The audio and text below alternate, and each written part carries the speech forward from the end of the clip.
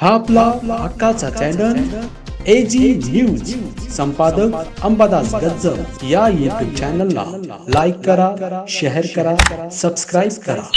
संपर्क 9492373892. मंडल अधिकाऱ्याचे वेतन काढण्यासाठी 40,000ची लाच घेणाऱ्या उत्तर सोलापूर तहसील कार्यालयातील निवासी नायब तहसीलदार यांना पुण्याच्या लाचलुचपत प्रतिबंधक विभागाने सोमवारी रंगेहात पकडले.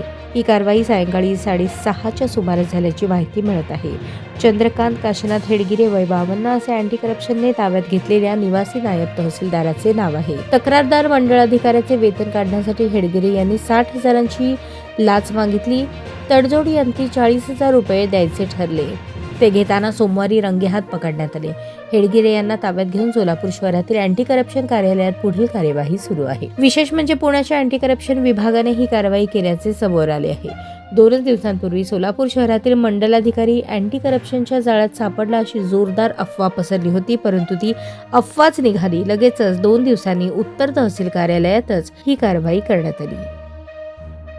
हा आपला हक्काचा चॅनल AG न्यूज. संपादक अंबादास गज्जर.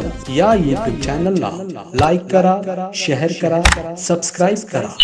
संपर्क 9492373892.